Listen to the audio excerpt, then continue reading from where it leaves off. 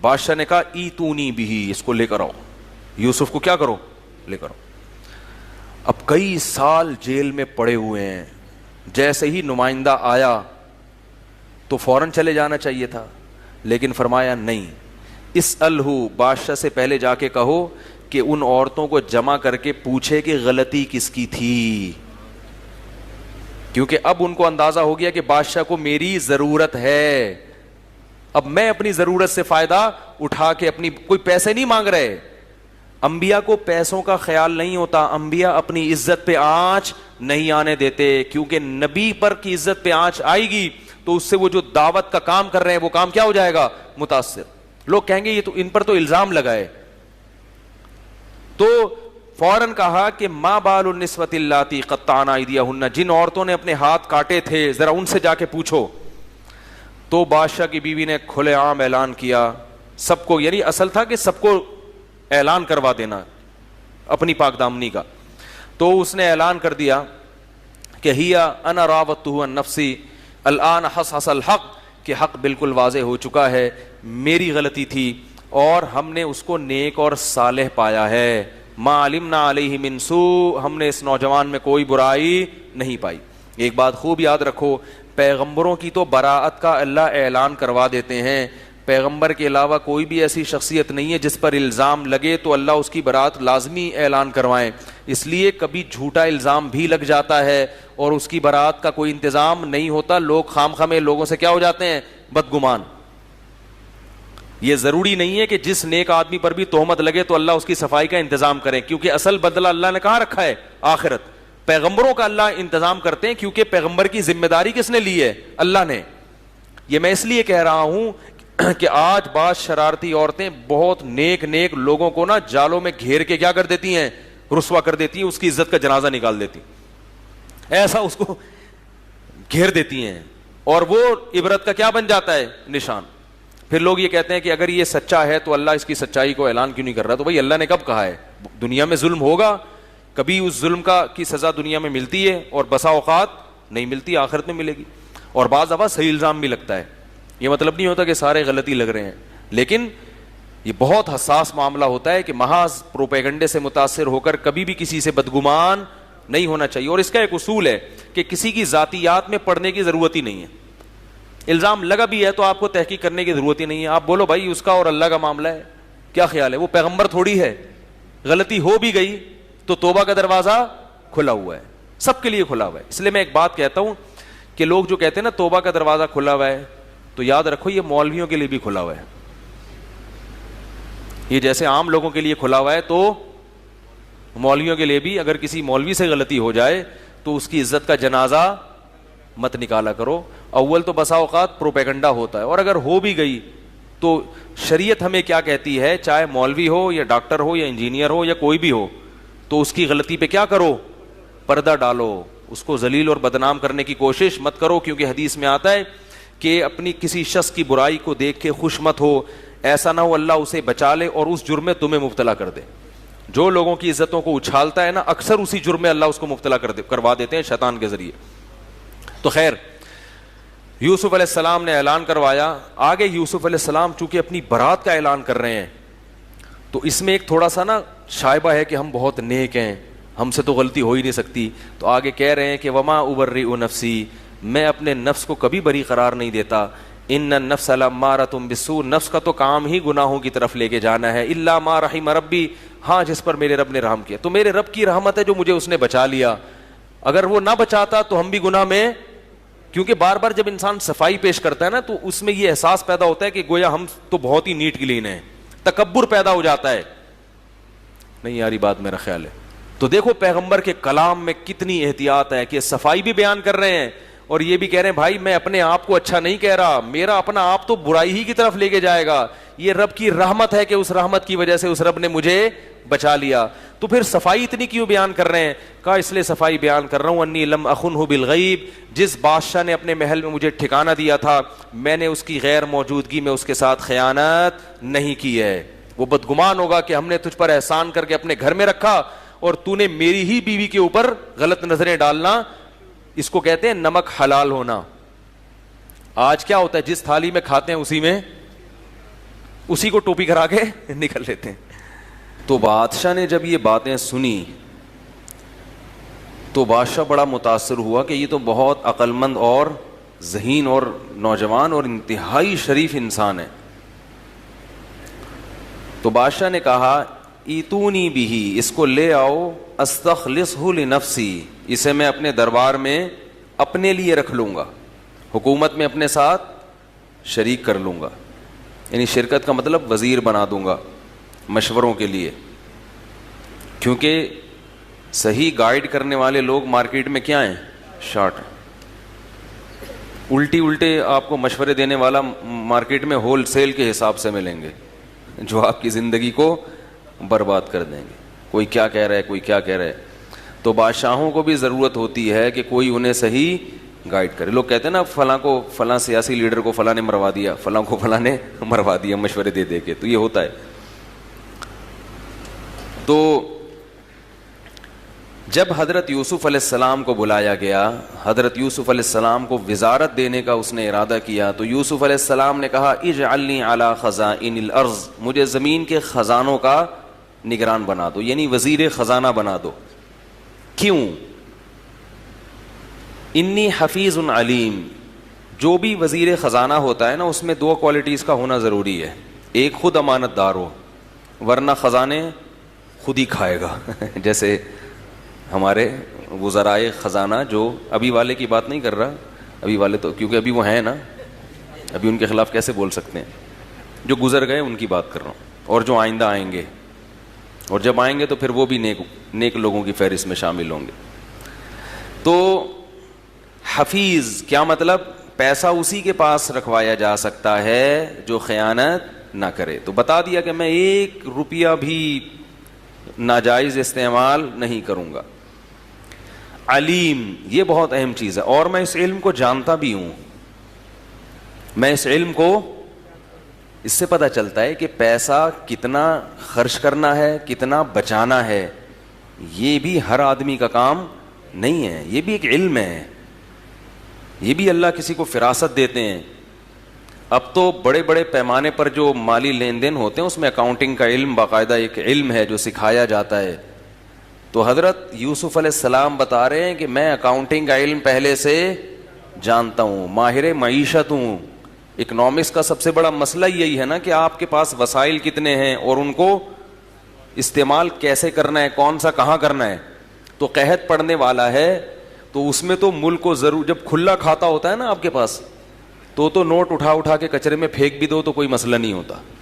لیکن جب قحط پڑنے والا ہے تو پھر کتنا اسٹور کرنا ہے اور کتنا استعمال کرنا ہے. اور پھر مصر میں قحط پڑے گا، صرف مصر میں نہیں بلکہ ارد گرد کے جتنے ایریاز ہیں، ملک ہیں، ان میں بھی پڑ جائے گا. تو ساری یعنی آباد دنیا کا ایک بہت بڑا حصہ ہمارا محتاج ہوگا. تو ہمیں اس میں کیا ہوگا کہ ہم اپنی معیشت کو مضبوط کر سکتے ہیں. یعنی ہم راشن کو بیچنا شروع کر دیں گے. راشن کو کیا کریں گے؟ بیچیں گے. تو اس سے مصر کیا ہوگا؟ اور کیونکہ راشن سے ہمارے پاس ہوگا. تو بادشاہ نے یہ پیشکش فوراً قبول کر لی کہ خزانے پہ تو کوئی نیک آدمی ہی ہونا چاہیے. بھائی خزانے پہ کون ہونا چاہیے؟ جنرل اسٹور کے ڈبے پہ ہمیشہ نیک آدمی کو بٹھاؤ. کرسی پہ بے شک کوئی بھی بیٹھ جائے لیکن ڈبے پہ کون بیٹھے گا؟ کیونکہ ایسے کئی کیسز آ رہے ہیں سامنے. جتنا وہ کھاتا ہے نا جو ڈبے پہ، جس نے آپ کو کیش کے لین دین کے لیے رکھا ہوا ہے، اتنا چور نہیں کھاتے.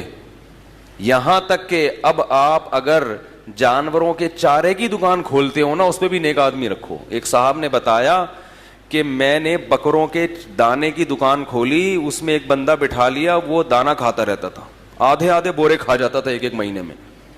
بھائی باجرا ہے نا مرغیوں کا دانا، تو باجرا کھا رہا ہے، جب بھی چلتے پھرتے وہاں سے باجرا کھا رہا ہے، وہاں سے چنے کی دال کھا رہا ہے. کہہ رہا ہے آدھا بورا تو یہی کھا جاتا تھا. تو یہ بھی ہو رہا ہے مارکیٹ میں. خیر، تو اللہ فرماتے ہیں اس طرح ہم نے یوسف کو زمین میں ٹھکانہ دے دیا. اور قرآن کے سیاق و سباق سے پتہ چلتا ہے کہ کچھ وقت کے بعد یوسف علیہ السلام بادشاہ بن گئے. بادشاہ کی موت ہو گئی ہوگی یا کیا ہوا ہوگا، ظاہر ہے مرا ہی ہوگا، ورنہ بادشاہ اتنے آرام سے چھوڑتے تھوڑی ہیں کرسی. وجاء اخوۃ یوسف، پوری آباد دنیا میں جو ارد گرد کی تھی اس میں قحط پڑ گیا. یعقوب علیہ السلام کے گھر میں بھی قحط. خبریں مشہور ہو گئیں کہ مصر کی گورنمنٹ ایسی ہے جو لوگوں کو غلہ تقسیم کر رہی ہے. قافلے آتے تھے اور پیسے دے کے, درہم اور دینار دے کے فی کس کے حساب سے غلہ تقسیم کیا جا رہا تھا کہ جس گھر میں جتنے افراد ہیں اس کو اتنے بورے راشن کے ملیں گے, افراد کے لحاظ سے. یہ ایک مینجمنٹ ہے. اس سے پتہ چلتا ہے کہ اسلام آپ کو تمیز سکھاتا ہے. اول پھول زندگی یہ توکل نہیں ہے. لوگ کہتے ہیں جتنے پیسے کماؤ اڑاؤ, گنو نہیں, اللہ دینے والا ہے. گننا شروع کر دیا تو کیا ہوگا, برکت ختم ہو جائے گی. غلط ہے یہ. ایک گننا وہ ہوتا ہے جو پیسے کی محبت میں ہوتا ہے, ہر وقت گنتا رہتا ہے کتنے پیسے جمع ہو گئے, کتنے پیسے, اور خرچ نہیں کرنا اس کو. یہ گننا حرام ہے. ایک گننا وہ ہوتا ہے تاکہ اسراف اور تبذیر سے بچ سکیں. اسراف کسے کہتے ہیں اور تبذیر کسے کہتے ہیں؟ اسراف کیسے؟ اپنی ارننگ سے زیادہ خرچ نہ ہو جائے. بھائی جب گنیں گے تو پتہ چلے گا نا کہ میرے گھر میں کتنے ٹماٹر آ رہے ہیں, کتنے پیاز آ رہے ہیں, کتنا شادیوں پہ اڑا رہا ہوں میں, یعنی بچیوں کی, صحیح ہے, اور کتنا میں بیٹوں کی یا بچیوں کی, یا کتنا فضول اڑا رہا ہوں. میری انکم اتنی ہے نہیں اور اڑا زیادہ رہا ہوں, تو اس سے بھی بچت ہو جائے گی. اور دوسرا تبذیر سے بچت ہوگی. تبذیر کہتے ہیں کہ اڑا تو اپنی انکم کے اندر ہی رہا ہے مگر غلط جگہوں پہ اڑا رہا ہے. کیا مطلب؟ جب آپ کیلکولیشن کرو گے, جب آپ کو پتا چلے گا یار اتنے میں نے غل غپاڑوں میں اڑا دیے, کیلکولیشن سے پتا چلے گا کہ یار اتنے پیسوں میں تو میں عمرہ کر سکتا تھا جو میں نے برگر اور پیزا میں اڑا دیے ہیں. اتنے پیسوں میں تو میں اگر یہ بچا کے رکھتا جو میں نے گٹکے اور پان میں اڑا دیے ہیں, اگر یہ اتنے پیسے میں بچا کے رکھتا تو 6 مہینے میں ایک سیمسٹر کی فیس نکل آتی. یہ کر لیتا, وہ کر لیتا, گاڑی خرید لیتا, موٹر سائیکل خرید لیتا, بہت کچھ. یہ مجھے تجربہ ہے. جب آپ آڈٹ کرتے ہیں اور آپ ہر چیز کو مینیج کر کے چلتے ہیں تو آپ کو پتہ چل رہا ہوتا ہے کہ میرے خرچ کرنے میں کہاں کہاں ایرر ہے. ایسے سمجھائیں یار, یہ باتیں پولیس کا کام تھا سمجھانا, جو میں سمجھا رہا ہوں آپ, اور پولیس سمجھاتی ہے تو فوراً سمجھ میں آ بھی جاتا ہے. مولوی صاحب سمجھاتے ہیں تو کون سمجھے گا بھائی. تو اس لیے کیلکولیٹ کرنا چاہیے ارننگ کتنی ہے اور خرچ کتنا کرنا ہے. ہاں ایک اشکال ہوگا کہ نبی صلی اللہ علیہ وسلم نے تو صحابہ کو فرمایا, حضرت عائشہ کو فرمایا, لا تو کی فیوقع علیک, روک کے مت رکھو, گنو مت, اللہ بھی پھر گن گن کے دے گا. اشکال ہوتا ہے نا. تو بھائی یہ اعلیٰ درجے کا توکل ہے, کیونکہ وہ اتنا اعلی معیار پر تھے کہ ان کو اگر ایک وقت کا کھانا نہیں ملتا تو وہ پریشان نہیں ہوتے, تو کوئی بات نہیں ملے, کوئی اگلی دفعہ مل جائے گا. تو ایسا ظرف اگر ہے کہ اڑاؤ اور کل کھانا نہ ملے, روٹی نہ ملے, تو کسی کے سامنے ہاتھ نہ پھیلاؤ, کوئی بات نہیں, بھوکے سو جاؤ. اتنا ظرف اگر ہے تو پھر تو ٹھیک ہے, لیکن اتنا ظرف مارکیٹ میں آج کل ہے نہیں. اور شریعت نے ہمیں اس مقام تک اور اس معیار تک توکل کا مکلف بھی نہیں بنایا, یعنی شریعت نے ہم پہ واجب بھی نہیں کیا ہے کہ اتنا توکل کرو. تو ہمیں نارمل جو اسلام کی جو بیسک جو نارمل تعلیمات ہیں نا نارمل لوگوں کے لیے, اسی کو فالو کرنا ہے. سمجھ رہے ہو کہ کسی کے سامنے ہاتھ پھیلانے کی نوبت. ہمارا تو مسئلہ یہ ہے کہ پیٹ بھرا ہوا ہو نا, صرف افطاری میں خربوزے کے پیسے نہ ہوں, اس پہ لوگوں سے قرضے مانگنا شروع کر دیتے ہیں کہ آج خربوزہ نہیں ہے گھر میں. تو ایسے لوگوں کو تو لوگوں کے سامنے ہاتھ پھیلانے سے بچنے کے لیے اپنے خرچوں کو کیا کرنا پڑے گا. مجھے یاد ہے میں کسی کے یہاں پہلے رہا کرتا تھا, 8-10 سال پرانی بات ہے, تو کرائے پہ رہتا تھا. تو وہ مالک مکان ایک دن آئے, اچھی بلی ان کی تنخواہ تھی یار, مجھے آ کے قرضہ مانگ رہے ہیں. میں نے کہا پتہ نہیں کیا ہو گیا, میں نے دے دیا. پتہ چلا جی خربوزے لینے گئے تھے, یہ اتنے سارے خربوزے اٹھا کے لائے. خربوزوں کے لیے کیا مانگا؟ قرضہ مانگا افطاری میں, رمضان میں. تو اس لیے میں جو باتیں کر رہا ہوں نا میں ایسے ہی پھینک نہیں رہا, اس کے پیچھے کوئی حقیقت ہوتی ہے. تو اس لیے ہر چیز کو کیا کرنے کا حکم ہے, تمیز سے لے کے چلو. اس سے انسان کو پتا ہوتا ہے کہ بھئی میرے پاس کتنا ہے, اور پھر اس میں صدقہ کرنے میں بھی مزہ آتا ہے. پھر صدقہ کیا کرو خوب کہ بھائی میری اتنی ارننگ ہے کہ میں تھوڑا سا روک کے صدقہ بھی کر سکتا ہوں. پھر وہ نکالو, دے دیا, ادھر بھی دیا, ادھر بھی دیا, ادھر بھی دیا. صدقہ تو خیرات سے تو خوب کرنا چاہیے. تو حضرت یوسف علیہ السلام نے کیا کہا, انی حفیظ علیم, میں جانتا ہوں یہ علم. کیا مطلب؟ کیلکولیشن کا علم جانتا ہوں, معیشت کا علم جانتا ہوں. یہ نہیں کہا کہ کوئی مسئلہ نہیں, اللہ کھلانے والا ہے, اڑاؤ یار دیکھا جائے گا, جب 7 سال قحط آئیں گے دیکھا جائے گا یار, اڑاؤ کھاؤ, جس اللہ نے آج دیا ہے کل اگلے 7 سال میں بھی وہ کھلا دے گا. یہ نہیں کہا. یہ میں اس لیے بار بار فوکس کر رہا ہوں کہ دینداروں میں یہ بڑی بڑی غلطیاں ہیں. دینداروں کو نا پورا فارمیٹ کر کے نئی ونڈو ڈالنے کی ضرورت ہے. اتنے بگڑے ہوئے ہو گئے ہیں, بہت سی چیزوں میں اتنے خراب ہو گئے ہیں کہ ان کے وائرس نکالنا آسان نہیں ہے, اسپرے سے کام نہیں چلے گا. تو اب جب پوری دنیا سے لوگ آنا شروع ہوئے, اچھا اس میں یہ بھی دیکھو, لوگ پلاننگ کرنے کو بھی توکل کے خلاف سمجھتے ہیں, فیوچر کی پلاننگ. یوسف علیہ السلام نے جو خواب کی تعبیر بتائی کہ قحط آئے گا, تو پہلے سے پلاننگ کر لی نا کہ بھائی اگلے 7 سال کی تم نے کیا کرنی ہے, تیاری کرنی ہے. تو پتہ چلا پلاننگ کرنا بھی توکل کے خلاف نہیں ہے, اور اگلے 7 سال کی تیاری کرنا بھی توکل کے خلاف نہیں ہے. ہاں ایک اہم بات ہے جس پر میں کسی اور وقت بیان کروں گا, ابھی نہیں کیونکہ موضوع چینج ہو جائے گا, وہ یہ کہ ان چیزوں میں اعتدال ضروری ہے, وہمی نہ بن جائیں. جیسے کمانا ضروری ہے نا, آپ توکل کر کے بیٹھ جائے کہ اللہ کھلائے گا اللہ پلائے گا تو ناجائز ہے. کمانا ضروری ہے, اسباب ہے نا کمانا, لیکن کمانے میں کیا ہے, اعتدال. اتنا ٹائم کمانے میں لگاؤ کہ صحت کا خیال نہ رہے, یہ توکل کے خلاف ہے. اتنا ٹائم کمانے میں لگا دیا کہ بیوی بچوں کو ٹائم دینے کا آپ کے پاس موقع ہی نہیں مل رہا, یہ توکل کے. ایسی صورت میں کہا جائے گا کہ کھلانے والی ذات اللہ کی ہے, تم پہلے تمام حقوق ادا کرو, اپنی جان کے بھی اور جو لوگ تم سے متعلق ہیں ان کے بھی, اس کے بعد جتنا ٹائم ملتا ہے کماؤ. اللہ نے اگر رزق کھولنا ہوا تو اسی میں کھول دے گا, اور اتنا دے دے گا جتنا 24 گھنٹے کمانے والوں کو دیتا ہے. یہ ہے اللہ پہ نظر کا مطلب. اور اگر آپ بیوی بچوں کے حقوق ادا نہیں کر رہے اور کمانے میں دن رات ایک کر دیے, یہ توکل کے خلاف ہے. کیوں؟ آپ سمجھتے ہو کہ میری محنت سے ملے گا, سمجھ رہے ہو, تبھی تو محنت کو فوکس کر رہے ہو, اللہ کے احکام کو فوکس نہیں کر رہے. تو مسلمان کہتا ہے کہ ملے گا اللہ سے, لیکن اللہ نے چونکہ محنت کا حکم دیا اس لیے ہم اللہ کے کہنے پر محنت کر رہے ہیں. تو اس میں اعتدال. صحت کے معاملے میں بھی اعتدال. میں بھی صحت کے فضائل پر بیان کرتا ہوں کہ صحت بہت ضروری. کولڈ ڈرنک نہ پئیں, ٹماٹر کے چھلکے مت کھائیں, چائے نہ پئیں, کافی چھوڑ دیں وغیرہ وغیرہ, بہت سارے میرے بیانات ہیں. لیکن اس میں بھی کیا ہے, اعتدال. اتنا زیادہ صحت کا خیال کہ مائیکل جیکسن کی طرح اپنے ہاتھ ملانا چھوڑ دیا لوگوں سے کہ جراثیم نہ لگ جائیں, یہ باولے ہونے کی بولو بھائی دلیل ہے. یہ اس کی دلیل ہے کہ آپ باولے ہو گئے ہو.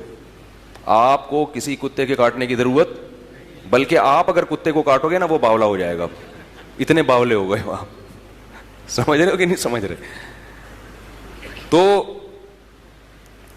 اعتدال صحت کے معاملے میں بھی کیا ہے, اعتدال. بھائی سرسری طور پر یہ کھانے پینے میں احتیاط, پیزا میزا چھوڑ دیا, یہ سب چیزیں چھوڑ دیں, واکنگ کی, جاگنگ کی, اپنا آرام سے فٹ فاٹ, پھر بھی بس اتنا کافی. باقی یہ کہ اس کو چھینک آ گئی تو 6 کلومیٹر دور بھاگ گئے, ہاتھ نہیں ملانا, بچے کو پیار نہیں کرتے کہ جراثیم نہ لگ جائیں, یہ سب بے وقوفوں والی حرکتیں. دستانے پہن کے ہاتھ میں رکھنا, یہ تبھی نبی صلی اللہ علیہ وسلم. میں اس موضوع پر جاؤں گا, بہت بات لمبی ہو جائے گی, ٹاپک سے رہ جاؤں گا. تو خیر, حضرت یوسف علیہ الصلوۃ والسلام کے پاس وہ کون آ گئے, بھائی بھی آئے. 9 بھائی تھے, 11 بھائی تھے, لمبے تڑنگے. ودخلوا وجاء اخوة یوسف علیہ السلام کے بھائی بھی محل میں داخل ہوئے راشن لینے کے لیے.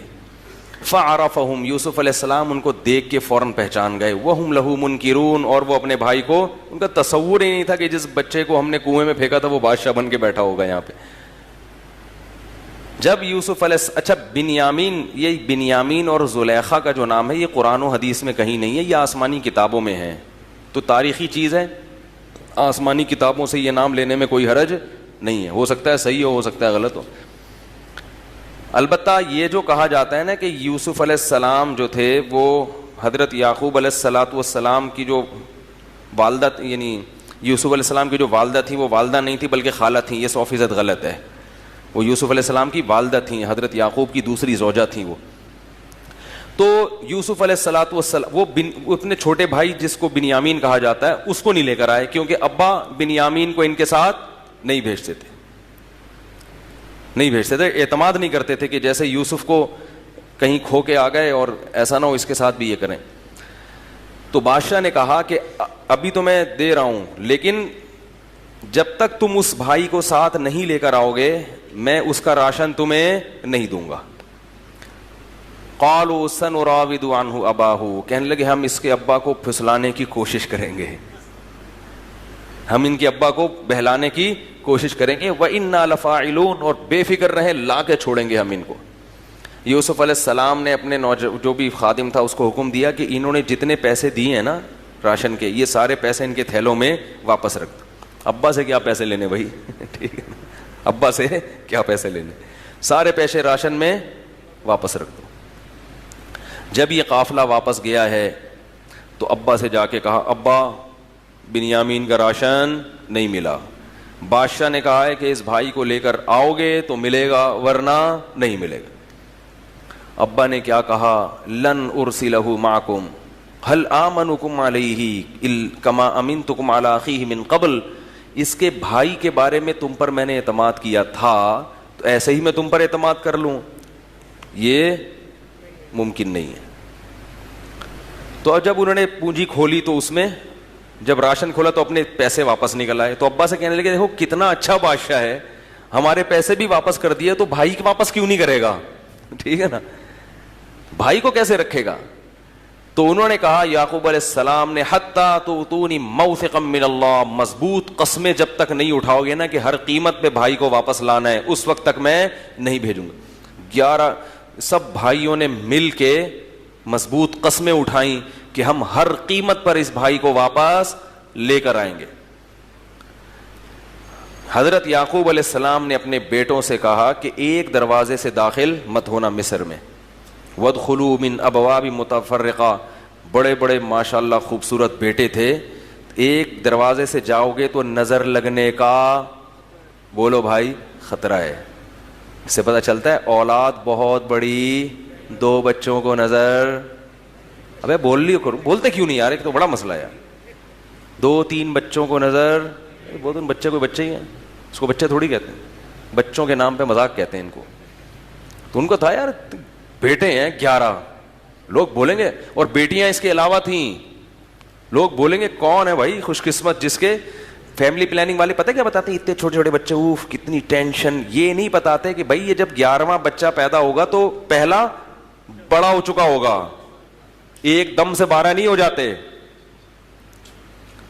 اور یہ ہمیشہ بچے رہتے نہیں ہیں, تھوڑے دنوں میں جوانی کی دہلیز پہ قدم رکھ کر باپ کی بھی زینت کا سبب بنتے ہیں اور ماں کی بھی زینت کا سبب بنتے ہیں. المال والبنون زینت الحیات الدنیا, اللہ فرماتے ہیں مال اور بیٹے دنیا کی زینت ہیں. اور بیٹیوں کو کیا فرمایا, والباقیات الصالحات خیر للذین آمنوا, یہ آخرت کے لیے کیا ہیں, ذخیرہ ہیں.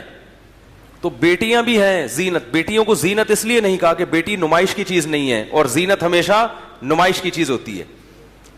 اس سے بھی عورت کے پردے کے حکام ثابت ہوتے ہیں کہ بیٹی گھر میں رکھنے کی چیز ہے, دکھانے, زینت کہتے ہیں نا دکھانے کی. بھائی کرتے اچھے پہنے جاتے ہیں دکھانے کے لیے, چھپانے کے لیے.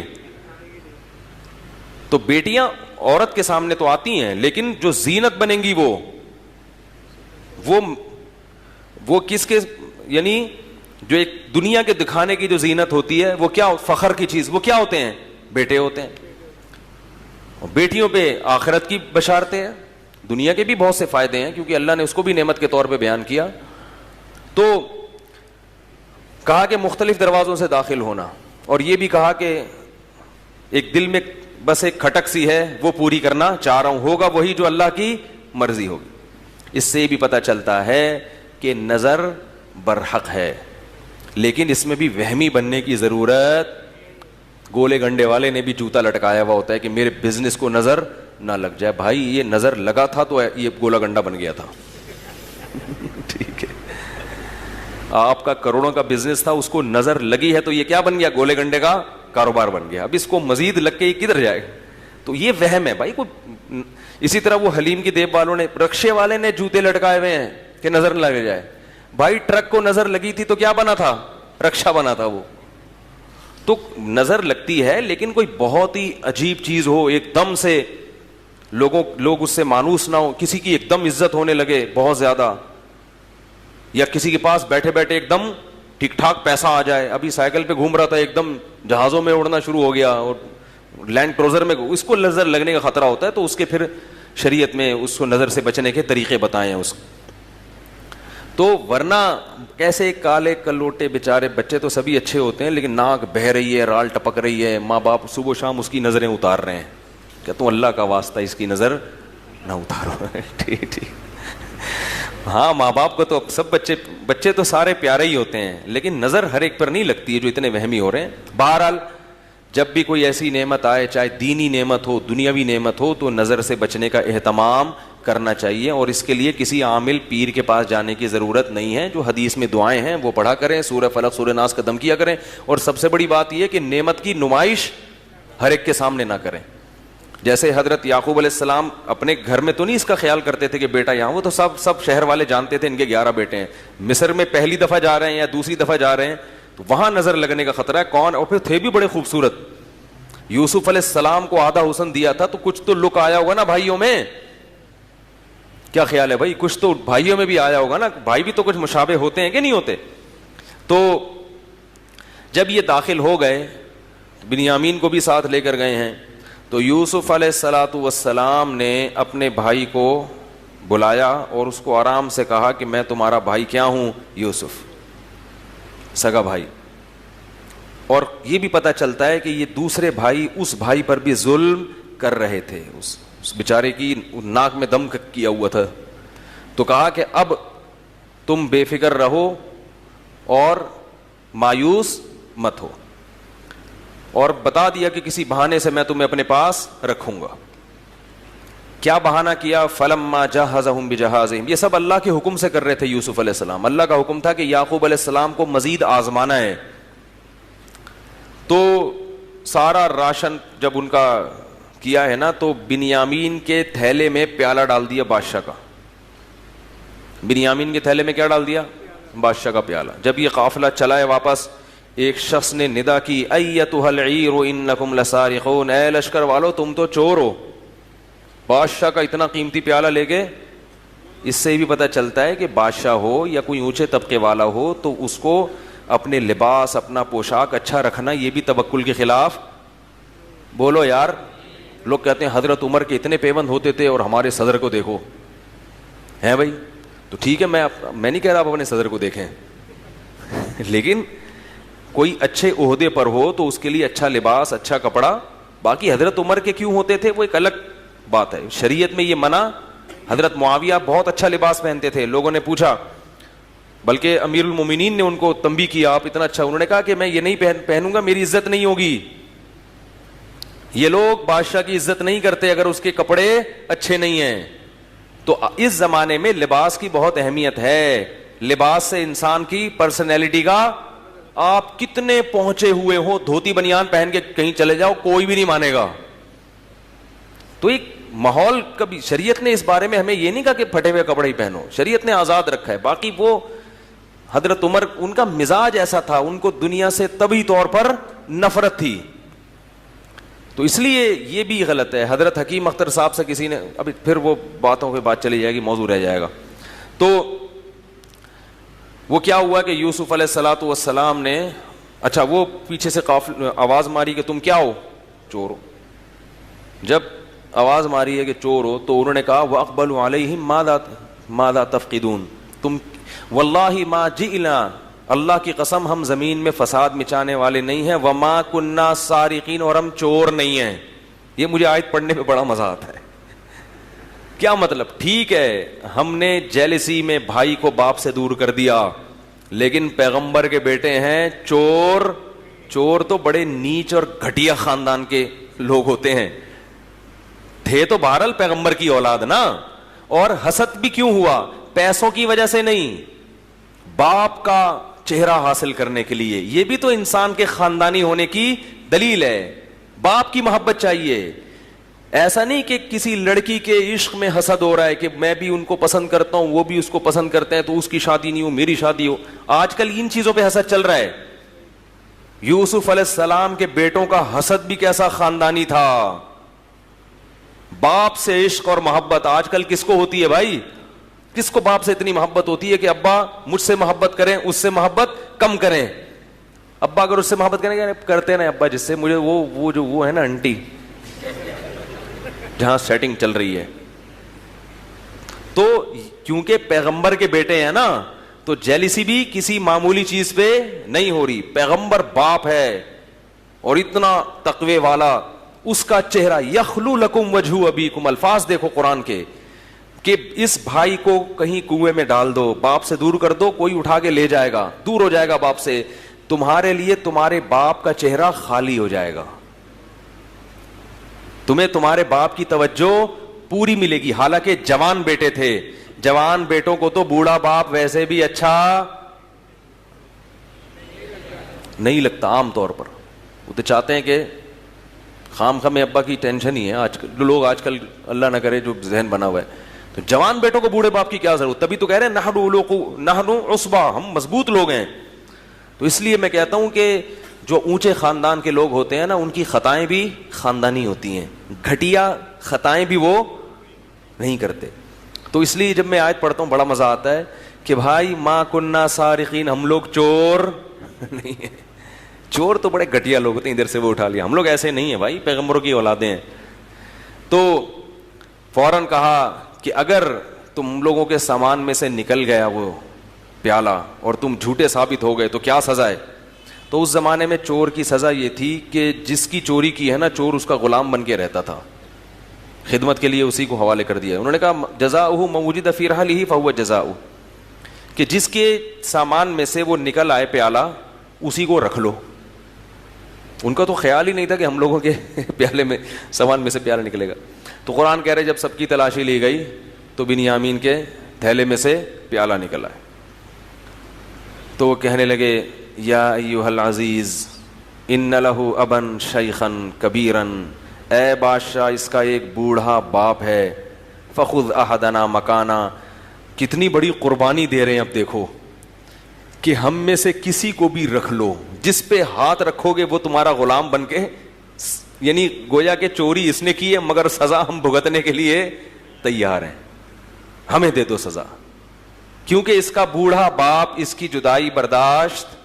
دیکھو اللہ کے فیصلے کیسے ہوتے ہیں. باپ کا ابھی ایک غم ختم نہیں ہوا ہے، محبوب ترین بیٹا وہ چھین لیا، کتنا عرصہ لگ گیا، اللہ دوسرا بیٹا بھی چھین رہا ہے. اس سے پتہ چلتا ہے کہ کسی پر مصیبتیں آنا یہ اللہ کے ناراض ہونے کی دلیل نہیں ہے. آج بھی تھوڑی دیر پہلے کسی کا فون آیا میرے ساتھ یہ مسئلہ، میرے ساتھ یہ مسئلہ، مجھ سے پتہ نہیں کوئی گناہ ہو گیا ہے، میں کیا کروں. میں نے کہا کوئی گناہ نہیں ہوا، اللہ آپ کو اپنے قریب کرنا چاہتا ہے، ورنہ مولوی کو کدھر فون کرتے تم؟ کیا خیال ہے بھائی؟ مولوی کو کون فون، مولوی کو کون لفٹ کراتا ہے؟ مرنے پہ جنازہ ونازہ پڑھوا لیتے ہیں. تو شکر ہے خطرے نہیں کرواتے ہیں مولویوں سے، نائیوں سے کرواتے ہیں. سارے ایسے ایسے کام چھوٹے چھوٹے کس کے ذمہ لگائے ہوئے ہیں؟ مولاناؤں کے. تو میں نے کہا بھائی اللہ اپنے قریب کرنا چاہتا ہے. تو یعقوب علیہ السلام کا دوسرا بیٹا بھی چھن گیا. وہ رو رہے ہیں کہ ہم میں کسی ایک کو رکھ لو. انہوں نے کہا نہیں، معاذ اللہ، اللہ کی پناہ کیسے رکھ لوں؟ جس نے کیے جرم وہ اسی کو رکھے.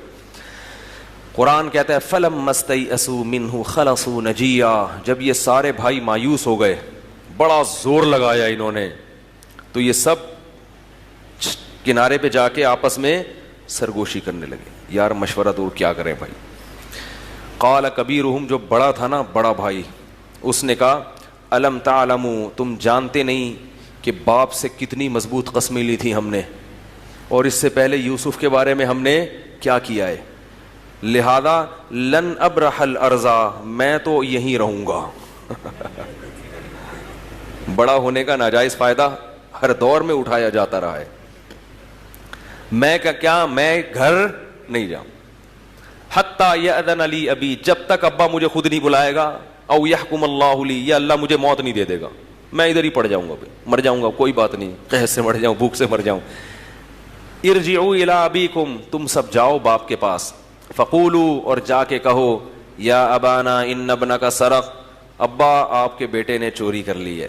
وما علمنا وما شہدنا الا بما علمنا, ہم وہی کہہ رہے ہیں جس کا ہمیں علم ہے, اور ہمیں غیب کا علم نہیں تھا کہ بیٹا یہ کام بھی کر سکتا ہے, یہ حرکت بھی کر لے گا یہ. اور ابا کو کہو واسأل القریۃ التی کنا فیہا, ابا آ کے خود بستی والوں سے پوچھ لو, اور جو قافلے آ رہے ہیں ان سے پوچھو. وَإِنَّا لَصَادِقُونَ, اللہ کی قسم ہم سچ بول رہے ہیں. پوری سمجھا کے نا, پوری کہانی ایسے جا کے ابا کو سمجھانا, ہم ادھر ہی ہیں آرام سے, ہم نہیں جائیں گے, ہم نہیں جائیں گے. اب یعقوب علیہ السلام کدھر تفتیش کے لیے جاتے ہو, تو بوڑھے ہو گئے تھے. جیسے ہی بیٹوں نے آ کے یہ بتایا, جب یوسف علیہ السلام کی خبر دی تھی کہ بھیڑیے نے کھا لیا, تو یعقوب علیہ السلام نے یہ کیا کہا تھا, بل سولت لکم انفسکم امرا, جھوٹ بول رہے ہو, تم نے کوئی چیز خود سے کوئی کہانی گڑھ لی ہے. اور واقعی اس وقت یعقوب علیہ السلام صحیح کہہ رہے تھے. اب جب بیٹوں نے آ کے بتایا کہ ابا اس نے چوری کی اور ایسا ہو گیا, یعقوب علیہ السلام جانتے تھے میرا بیٹا چوری نہیں کر سکتا تھا, یہ بھی کیا کر رہے ہیں, گڑھ رہے ہیں. یہاں بھی وہی الفاظ, بل سولت لکم انفسکم امرا, تمہارے نفسوں نے ایک نئی چیز گڑھ لی ہے. پہلے بھی کہا فصبر جمیل, صبر کے علاوہ کوئی راستہ نہیں ہے. اب بھی کہا فصبر جمیل, صبر کے علاوہ کوئی راستہ نہیں ہے. اس سے پتہ چلتا ہے کہ پیغمبر عالم الغیب, حالانکہ اب وہ بیٹے اپنے خیال کے مطابق صحیح کہہ رہے تھے. اس سے پتہ چلتا ہے کہ بھائی ہم یقین کو نہیں جانتے, ہم قرائن کو دیکھ کر اندازے لگاتے ہیں, اور وہ قرائن کبھی غلط بھی ہو سکتے ہیں. اب جب صبر جمیل کیوں, کہ بیٹوں کا کیا اکھاڑیں گے بھائی, بیٹوں کو کیا بگاڑ سکتے, کہاں سے نکلوائیں ان کو. تو کیا کہہ رہے ہیں, صبر جمیل اس صبر کو کہتے ہیں جس میں ذرہ برابر بھی اللہ سے شکایت نہ ہو کہ اللہ یہ تو نے میرے ساتھ کیا کر دیا. اب زبان سے تو شکر کے الفاظ, صبر کے الفاظ, لیکن اندر کی حالت قرآن بیان کرتا ہے کہ جب دوسرا بیٹا بھی گیا تو وَتَوَلَّى عَنْهُمْ, اپنے بیٹوں سے منہ موڑا اور کہنے لگے یا اسفا علی یوسف, ہائے افسوس یوسف پر, وَابْيَضَّتْ عَيْنَاهُ مِنَ الْحُزْنِ, اور غم سے روتے روتے ان کی آنکھوں کی بینائی چلی گئی. اور وَابْيَضَّتْ عَيْنَاهُ مِنَ الْحُزْنِ, حزن سے روتے روتے ان کی آنکھوں کی بینائی چلی گئی, اور دل ان کا کیا کر رہا تھا, کڑ رہا تھا. تو ان کی جو بیٹیاں تھیں اور دوسرے جو بہویں یا جو بھی گھر کی عورتیں, انہوں نے کہا تاللہ تفتأ تذکر یوسف حتی تکون حرضا او تکون من الہالکین, اللہ کی قسم آپ اب تک یوسف کو یاد کر رہے ہو, کہیں آپ کی موت واقع نہ ہو جائے. تو یعقوب علیہ السلام جواب میں کیا کہتے ہیں, انما اشکو بثی وحزنی الی اللہ, میں اپنا غم اللہ کے سامنے بیان کر رہا ہوں, تمہارے سامنے بیان نہیں کر رہا. وَأَعْلَمُ مِنَ اللَّهِ مَا لَا تَعْلَمُونَ, اللہ کے بارے میں وہ کچھ جانتا ہوں جو تم نہیں جانتے. مجھے پتا ہے کہ یہ غم ہے, لیکن اس میں میرے رب کی کوئی نہ کوئی مصلحت ہے, کیونکہ محبوب جب محبوب کو تکلیف دیتا ہے وہ تکلیف کسی راحت کا پیش خیمہ ہوتی ہے. رو بھی رہے ہیں, آنکھوں کی بینائی بھی چلی گئی, مگر زبان سے کیسے صبر کے الفاظ کہہ رہے ہیں. اور پھر بیٹوں سے کہا کہ مجھے پتا ہے کہ نہ یوسف قتل ہوا, نہ اسے بھیڑیے نے کھایا, نہ بنیامین, جاؤ دونوں بیٹوں کو تلاش کر کے لے کر آؤ. یا بنی اذهبوا فتحسسوا من یوسف واخیہ ولا تیأسوا من روح اللہ, اللہ کی رحمت سے مایوس مت ہو, انہ لا ییأس من روح اللہ الا القوم الکافرون, اللہ کی رحمت سے وہی مایوس ہوتا ہے جو خدا کا منکر ہے. دیکھو ہمیں جب غم پہنچتا ہے نا, ہم کیسی الٹی الٹی باتیں, یار اللہ کو میں ہی ملا تھا تکلیف پہنچانے کے لیے, میری تو قسمت میں خوشی ہے ہی نہیں, ایک مصیبت ختم نہیں ہوتی دوسری, مجھے تو لگتا ہے کہ اللہ نے میرے ساتھ ہی پتہ نہیں میں ہی ملا ہوں. اس طرح کی الٹی الٹی باتیں شروع کر دیتے ہیں. بھائی ہم غلام ہیں, غلام کی نہیں چلتی, چلے گی کس کی, اللہ کی چلے گی.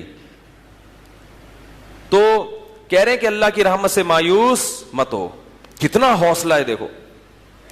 اب بیٹے دوبارہ راشن لینے کے لیے گئے اور لٹے پٹے, پونجی بھی کیا ہو گئی, ختم, تھوڑی سی رہ گئی. تو گئے ہیں, فلما دخلوا علیہ, جب بادشاہ کے پاس گئے, کہنے لگے یا ایھا العزیز، اے بادشاہ، مسنا واہلنا الضر، ہمیں اور ہمارے گھر والوں کو بڑی تکلیفیں پہنچ رہی ہیں، بڑے غم آئے ہیں. جیسے آدمی غریب ہوتا ہے نا تو کہتا ہے یار بھائی بھی بیمار ہے، بہن بھی بیمار ہے، یہ بھی مسئلہ یہ بھی مسئلہ، ایک تو غربت اوپر سے، قحط اوپر سے، اور درجنوں مسائل. مسنا واہلنا الضر، بڑی قسم پرسی میں آئے ہیں، بڑے غم پہنچے ہیں ہمیں، بتا نہیں رہے کیا غم ہے. وجینا ببضاعۃ مزجاۃ، اور راشن کے جتنے پیسے ہونے چاہیے تھے نا وہ پیسے بھی ہمارے پاس نہیں ہیں، پونجی بھی جتنی آپ نے ریٹ طے کی ہے نا وہ ریٹ ہمارے پاس نہیں ہے. فاوفی لنا الکیل، تو آپ ایسا کریں کہ پیسے تھوڑے لے لیں اور راشن پورا دے دیں. فاوفی لنا الکیل وتصدق علینا، اور صدقہ کر دیں ہمارے اوپر. ان اللہ یجزی المتصدقین، اللہ صدقے کرنے والوں کو اچھی جزا دیتا ہے، اللہ آپ کو اس کا اجر دے گا. جب یوسف علیہ السلام نے دیکھا نا کہ یہ بالکل قسم پرسی میں مبتلا ہو گئے ہیں، بہت سخت ٹینشن میں ہیں، تو یوسف علیہ السلام نے کہا هل علمتم ما فعلتم بیوسف واخیہ اذ انتم جاہلون، تمہیں پتا ہے کہ تم نے یوسف اور اس کے بھائی کے ساتھ کیا کیا تھا؟ جب بھائیوں نے یہ الفاظ سنے ہیں تو فوراً کہتے ہیں اِنَّكَ لَأَنْتَ یوسف، کہیں آپ یوسف تو نہیں ہو. کیسے انہوں نے اندازہ لگایا دیکھو کہ بھئی یہ واقعہ تو یوسف کے علاوہ کسی کو معلوم تھا ہی نہیں، اور یقیناً شباہت بھی تھوڑی تھوڑی تو آتی ہوگی نا، کنفیوز تو تھے. جیسے یہ کہا، سوال کا جواب نہیں دیا کہ ہم نے کیا کیا کیا نہیں کیا. جب انہوں نے کہا کہ تمہیں پتا ہے یوسف کے ساتھ تم نے کیا کیا، تو فوراً پکار اٹھے اِنَّكَ لَأَنْتَ یوسف، کیا واقعی تم تو یوسف نہیں ہو؟ قال انا یوسف، یوسف علیہ السلام نے کہا ہاں میں یوسف ہوں اور یہ میرا بھائی. قد من اللہ علینا، تحقیق اللہ نے ہم پر بہت بڑا احسان کیا.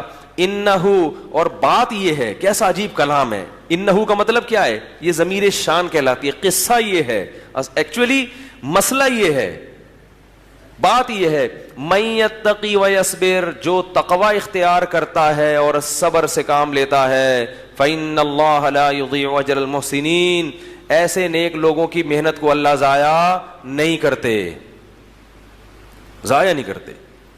تو فوراً جو حسد کا شکار تھے نا، جو تھوڑی سی نعمت پہ جل رہے تھے کہ اس کو اچھے اچھے خواب کیوں آ رہے ہیں، ٹھیک ہے نا، اور ابا کا لاڈلا کیوں ہے، اب تو بالکل جل کے ختم ہو جانا چاہیے تھا کہ تو بادشاہ بن گیا. اب کیا کہہ رہے ہیں؟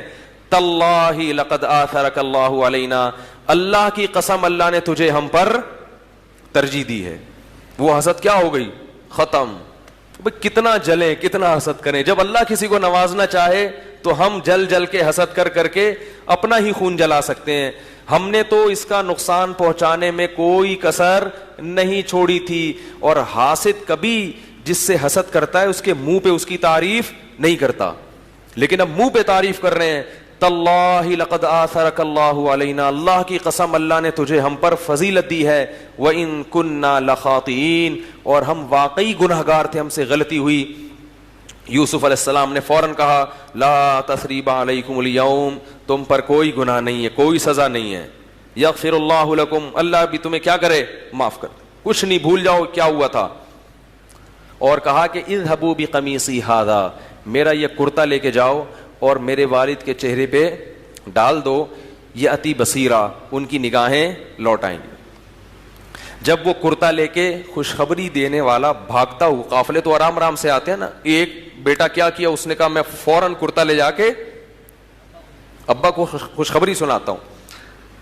قرآن کہتا ہے کہ جب یعقوب علیہ السلام وہ وہاں سے مصر سے چلا ہے نا وہ قاصد، تو یعقوب علیہ السلام نے اپنے گھر کی عورتوں کو جمع کر کے کہا انی لاجد ریح یوسف لولا ان تفندون. کیسا عجیب الفاظ ہے کہ مجھے یوسف کی خوشبو آ رہی ہے، اگر تم یہ نہ ہو کہ بڑھاپے میں میرا دماغ کام کرنا چھوڑ دیا ہے. تم اگر یہ نہ کہو نا کہ ابا بوڑھے ہو کر عجیب عجیب سی باتیں کر رہے ہیں، تو میں تمہیں صحیح بتاؤں مجھے یوسف کی خوشبو محسوس ہو رہی. تو وہ گھر کی عورتوں نے کیا کہا؟ تاللہ انک لفی ضلالک القدیم، ابا ابھی تک پرانی غلطی میں ہی پڑے ہوئے ہو، بڑھاپے میں وہ پرانی باتیں یاد آ رہی ہیں. فلما ان جاء البشیر، فرمایا جب خوشخبری دینے والا آیا، اور کرتا ابا کی آنکھوں پہ ڈالا اور بینائی واپس لوٹ آئی. قال الم اقل لکم, تو یعقوب علیہ السلام نے فرمایا میں نے نہیں کہا تھا انی اعلم من اللہ ما لا تعلمون, اللہ کے بارے میں وہ کچھ جانتا ہوں جو تم نہیں جانتے. سب بیٹے پہنچ گئے, کہنے لگے یا ابانا استغفر لنا, اے ابا ہمارے لیے اللہ سے توبہ کیجیے. اللہ سے کیا کریں؟ استغفار کریں, بڑا جرم ہوا ہم سے. یعقوب علیہ السلام نے فرمایا سوف استغفر لکم ربی, ان قریب اپنے رب سے تمہارے لیے معافی مانگوں گا. یہ ان قریب کیوں کہا؟ علماء نے لکھا ہے کہ تہجد کے وقت کا انتظار کر رہے تھے. تہجد میں دعائیں بولو بھائی زیادہ قبول ہوتی ہیں. تو اللہ تعالیٰ وہ قرآن میں ہے کہ یوسف علیہ السلام نے بھائیوں کو یہ بھی کہا کہ وَأْتُونِي بِأَهْلِكُمْ أَجْمَعِينَ, پورے خاندان کو لے کے کہاں جاؤ؟ مصر میں. کہتے ہیں کہ یعقوب علیہ السلام اکیلے تھے جب کنوارے تھے, اور اب جب یعقوب علیہ السلام شام سے چلے ہیں مصر, تو 90 افراد تھے خاندان کے. اس لیے بڑا خاندان اللہ کی بولو بھائی نعمت ہے, بڑھاپے میں عزت اور عظمت کا سبب بنتا ہے. اور چھوٹا خاندان فیملی نہیں ہے تو محبت کیا, بلیاں پالنی پڑیں گی تمہیں محبت کے لیے, کتے پالنے پڑیں گے. دیکھو یورپ کا حشر کیا ہوا ہے, کتے بلیوں سے دل بہلا کے زندگی گزار رہے ہیں, محبتیں ہی نہیں ملتی. انسان کو اللہ نے فیملی کی شکل میں پیدا کیا, اسے محبت چاہیے. تنہائی میں پیدا انسان کا یہ آپ کہتے ہیں نا انسیت, انسیت یہ الف نون اور سین, یہ انسان جو ہے نا یہ انسیت سے نکلا ہے, اور اس کی اپوزٹ ہے وحشت, وحشی جانور. تو اگر انسان کو انسان نہیں ملے گا تو انسیت نہیں ملے گی, وحشت ہوگی اس کو, تنہائی میں ہوگی اس کی. خیر, تو بس میں ابھی اس کو ختم کرتا ہوں, پھر باقی واقعہ کل بیان کریں گے, وقت بہت زیادہ ہو گیا. تو بہرحال یہ قافلہ پھر گیا ہے کہاں؟ یعقوب علیہ السلام اپنی گھر اہلیہ کے ساتھ اور بچوں کے ساتھ, بہوؤں کے ساتھ, پوتوں کے ساتھ, نواسوں کے ساتھ, اور پوتوں کی بیویوں کے ساتھ, اور نواسیوں کے شوہروں کے ساتھ ٹھیک ہے, پورے 90 افراد کو لے کر مصر کی طرف جا رہے ہیں. تو یعقوب علیہ السلام نے آپ کا شاندار استقبال کیا, ان کو ٹھکانہ دیا. وَرَفَعَ أَبَوَيْهِ عَلَى الْعَرْشِ, اور اپنے والدین کو اپنے ساتھ بادشاہ کے تخت پہ بٹھایا. وَخَرُّوا لَهُ سُجَّدًا, اور وہ 11 بھائی سجدے کے اندر سجدے میں گر گئے یوسف علیہ السلام کے. اس زمانے میں سجدہ جائز تھا, بادشاہ کو سجدہ کیا جاتا تھا. جیسے ہی سجدے میں گرے ہیں تو یوسف علیہ السلام اپنے والد سے کہتے ہیں ھذا تأویل رؤیایا, ھذا تأویل رؤیایا من قبل قد جعلها ربی حقا, اے میرے ابا یہ اس خواب کی تعبیر ہے جو اللہ نے مجھے دکھایا تھا. 11 ستارے سجدہ کر رہے ہیں, یہ ہیں وہ 11 ستارے. آج کل فلمی ستاروں کو ستارہ کہا جاتا ہے ٹھیک ہے. تو یہ کیا ہے بھائی, کیا ہیں؟ 11 ستارے ہیں جو مجھے سجدہ کر رہے ہیں. قد جعلها ربی حقا, میرے رب نے اس خواب کو سچا کر دکھایا. وقد احسن بی, اب ابا سے ملاقات ہو رہی ہے نا, تو ماضی کی پوری کارگزاری جب ہوتی ہے ملاقات تو پوچھتے ہیں نا کیا ہوا تھا. ہم ہوتے تو ہم کیسے کہانی سناتے, ہم ساری نیگیٹو باتوں کو ہائی لائٹ کرتے, پازیٹو چیزوں کو پی جاتے. ہم کہتے ابا میرے تو انہوں نے جو ہے نا یہ سب کس کی وجہ سے ہوا ہے, بھائیوں پر ایک کیونکہ جب معاف کر دیا نا تو دل سے معاف, اب طنز نہیں ہوگا. کیا کہہ رہے ہیں؟ من بعد ان نزغ الشیطان بینی و بین اخوتی, شیطان نے ہمارے بھائیوں کے دلوں میں کچھ بغض ڈال دیا تھا جس کی وجہ سے ایسا ہو گیا. کہ اس بلی کس پہ ڈال رہے ہیں؟ شیطان پہ بلی ڈال رہے ہیں. یہ ادب سکھایا ہے کہ جب کسی غلطی کو معاف کرو تو پھر اس کو تانا مت دو. جب معاف کر دیا تو بھائی معاف کر دیا, ختم, بھول گئے کیا ہوا تھا. آج غلطی معاف کرنے کے بعد بھی طنز یہی ہے, بار بار اسے بولیں گے یہ ہے. وہ میرا چھوٹا بیٹا ہے نا اتنا سا, تو پتہ نہیں کچھ انہوں نے شرارت کی, تو میں نے اس سے پوچھا کہ کس نے کیا یہ, تو ایسے کرتا ہے دیکھیں. وہ یہ بھی چاہ رہا ہے کہ وہ بہن کا پتہ بھی نہ چلے کہ اس کی طرف اشارہ کر رہا ہوں, تو مجھے اشارہ کر کہہ رہا ہے ایسے کر, چھوٹا سا بالکل 3-4 سال کا, کرے ایسے کر کے. میں نے کہا بہت گھننا ہے, ایسے چپکے سے اشارہ کر رہا ہے, اس پہ بلی ڈال رہا ہے, کس نے کیا اس کو پکڑو. تو یعقوب علیہ السلام نے کیا کہا, کوئی نیگیٹو بات نہیں, شکر خوش رہنا اسی کو تو کہتے ہیں. چھوڑو یار کنویں میں گئے تھے, چھوڑو بھائیوں نے نفرت کی, شیطان نے کیا کر دیا ان کو اصل میں شیطان نے ورغلا دیا تھا, شیطان نے غلط غلط پٹیاں پڑھا کے غلط راستے پہ ڈال. تو ساری پازیٹیو چیزیں ذکر کر رہے ہیں کہ پہلی پازیٹیو چیز دیکھو ابا, اللہ نے مجھے خواب دکھایا اور میرے رب نے وہ خواب سچا کر کے دکھایا. وقد احسن بی, اور اس سے پہلے بھی رب نے مجھ پر احسانات کیے ہیں, اس سے پہلے بھی. وہ احسانات کیا ہے کہ مجھے کنویں سے نکالا اور مجھے جیل سے نکالا. جانے کا ذکر نہیں ہو رہا, جیل میں نکلنے کا ہو رہا ہے. بہت سے لوگ جیل میں جاتے ہیں, نکلنا نصیب نہیں ہوتا. بہت سے کنووں میں گرتے ہیں, نکلنا نصیب نہیں ہوتا. پازیٹیو چیزوں کو دیکھنا چاہیے. اللہ نے کوئی تکلیف دی ہے تو بہت سی تکلیفوں سے بچایا ہوا بھی ہے. ایک کنوارے کا فون آیا, سڑا ہوا کنوارا نہیں ہوتا معذرت کے ساتھ, جو بیوی کی تلاش میں جس نے زندگی گزار دی ہو, تو ہر وقت جلتا بھنتا, ایسا اس کی اسٹائل سے لگ رہا تھا کہ یہ بیچارہ دھواں نکل رہا ہے اس میں سے. کہہ رہا ہے لوگ چار چار کر رہے ہیں یار, ہماری ایک نہیں ہو رہی. تو مجھے اندازہ ہو گیا کہ یہ بہت زیادہ تپا ہوا ہے, مجھ پہ طنز کر رہا تھا. ٹھیک ہے, صاف بات ہے. کہہ رہے لوگوں کے تین تین چار چار دو دو اتنی شادیاں کرتے چلے جا رہے ہیں اور ہماری ایک بھی نہیں ہو رہی. کیا ہے یار, اللہ سے نا کوئی شکایت. میں نے اس سے کہا, میں نے کہا میں دعا کرتا ہوں اللہ آپ کو کوئی دلا دے, آزمائش ہے, لیکن اللہ کے بندو بہت سے ایسے ہیں جن کی شادی بھی نہیں ہو رہی اور وہ معذور بھی ہیں. آپ کم از کم صحت مند ہو. معذور ہے ان کو تو نکاح کا کوئی امکان, آنکھوں کی بینائی نہیں ہے, اپاہج ہیں. تمہیں اللہ نے بینائی دی, سماعت دی, اور بہت ساری چیزیں جو اللہ نے تمہیں دی ہیں. اب جب بیوی آئے گی تو پتہ چل جائے گا تمہیں. ٹھیک ہے, جب آئے گی تو دماغ سیٹ. وہ کسی نے ابا, ایک بیٹے نے ابا سے پوچھا, ابا یہ ہر آدمی شادی کر کے پچھتاتا کیوں ہے؟ ہر آدمی کی خواہش بھی ہوتی ہے شادی کی, مگر کر کے کیا کرتا ہے؟ پچھتاتا. تو پھر کرتے کیوں ہیں؟ جب پچھتانا ہی ہے تو کرتے کیوں ہیں؟ تو ابا نے کہا دیکھو بیٹا, عقل بادام کھانے سے نہیں آتی, ٹھوکریں کھانے سے آتی ہے. عقل کس سے آتی ہے؟ ٹھوکریں کھانے. خیر جلدی سے 1-2 منٹ میں بات سمیٹ کے ختم کروں. تو کیا کہہ رہے ہیں, مجھے جیل سے نکالا. من بعد ان نزغ الشیطان بینی وبین اخوتی, جب شیطان نے میرے اور بھائیوں کے درمیان بغض ڈال دیا. وجاء بکم من البدو, اللہ آپ کو گاؤں کی زندگی سے اٹھا کے لے. اس سے پتہ چلتا ہے کہ شہر کی زندگی اللہ کی نعمت ہے. دیہات کی نسبت شہروں میں رہنا یہ زیادہ اچھا کام ہے, کیونکہ شہر میں ہر چیز بھی ملے گی اور علم بھی شہر میں زیادہ ہوتا ہے. دین دنیا, اگرچہ دنیا بھی ہے مگر دین بھی زیادہ ہے. ہاں گاؤں کے اپنے فضائل ہیں, اس میں صحت اچھی ہوتی ہے. تو تہذیب مگر کہاں آتی ہے؟ شہر میں آتی ہے. تو اور پھر اللہ سے دعا مانگ رہے ہیں, شکر ادا کر رہے ہیں, ربی قد آتیتنی من الملک, اے میرے رب تو نے ہمیں بادشاہت دی. وعلمتنی من تعبیر الاحادیث, تو نے احسان کیا مجھے خوابوں کی تعبیر کا علم سکھایا. انت ولی فی الدنیا فاطر السماوات والارض, تو آسمانوں اور زمین کا پیدا کرنے والا ہے. انت ولی فی الدنیا والآخرہ, دنیا میں بھی تو میرا دوست اور آخرت میں بھی تو میرا دوست. اب اللہ سے کیا دعا مانگ رہے ہیں؟ اتنی نعمتیں کی ہیں. توفنی مسلمن, تو مجھے فرما بردار بنا کے دنیا سے اٹھانا, ایسا نہ ہو کہ میں ان نعمتوں کی ناشکری کر لوں. پیغمبر کو اپنے بارے میں ڈر ہو رہا ہے کہ کہیں ناشکری نہ ہو جائے. والحقنی بالصالحین, اور نیک لوگوں میں ہی شامل کر دے مجھے. کتنی تواضع ہے کہ میں تو ایک عام سا مسلمان ہوں اور میں چاہتا ہوں کہ نیک لوگوں میں میرا شمار ہو جائے. ہمارے ہاں تھوڑا سا علم آ جائے تو پورا ایک نیا فرقہ بنا کے سب مسلمانوں پہ گمراہی کے فتوے لگا دیتے. یہ سارے ایسے ہی ہیں. میں ایک نیا فرقہ لانچ کر رہا ہوں معاشرے میں, مارکیٹ میں. ہمیشہ پیغمبروں نے دعا کیا ہے, اللہ جیسے دیگر مسلمان ہیں تو ہمیں بھی ان میں شامل کر دے, نیک لوگوں میں. حالانکہ پیغمبر اپنے وقت میں سب سے افضل ترین مسلمان ہوتے ہیں. تو میں جلدی سے بات سمیٹوں. ہم ہوتے تو کیا کرتے؟ ہم کہتے ابا, جب ملتے نا ابا سے ٹھیک, ابا سے کہتے ابا کچھ نہ پوچھو کیا گزری, کچھ نہ پوچھو انہوں نے مروایا.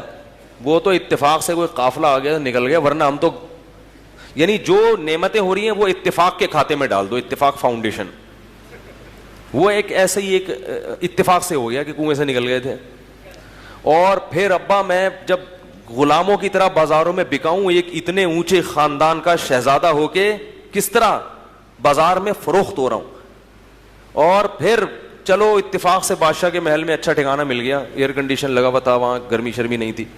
لیکن تہمت لگا دی, میں تو بچاؤں گناہ سے, اور الٹا میرے اوپر تہمت لگ گئی. اور پھر مجھے جیل بھجوا دیا, اور پھر جیل میں میں احسان کر رہا ہوں, خوابوں کی تعبیریں بتا رہا ہوں, پھر بھی میرے ساتھ کوئی اچھا سلوک نہیں ہو رہا. اور جس بندے کو میں نے کہا کہ بادشاہ کو جا کے بتاؤ وہ کمبخت بھول گیا, اس کمبخت پہ میں نے احسان کیا اور وہ کمبخت بھول گیا.